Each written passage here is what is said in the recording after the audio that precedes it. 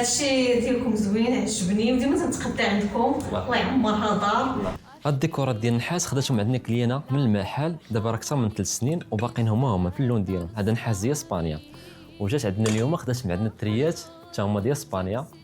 خدات من عندنا ثلاثه لي زابليك ديالهم ديال الحيط. تبارك الله عندها الصالون شويه محلول. انا كنت اقترحت عليها بانها هنا الوسط دير هذه شويه كبيره.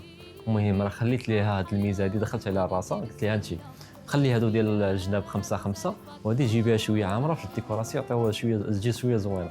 وبالنسبه لي زابليك ديالهم تبارك الله جاو زوينين. ودرنا مع الستنا التريه الوسطانيه اللي اقترحت عليها بانها تكون كبيره تبدلها لا بغات هي، حتى الاقتراح ديالها هو اللي هي اللي اختارت الثلاثه هادو. وانا قلت لها زعما الوسطانيه تقدري تبدلها بكبر منها، ملي كتبغي تبدلها ان شاء الله راه نقدروا حنا نبدلها، ما عندناش المشكل. المهم اهم حاجه الكليان ديالنا يبقى راضي.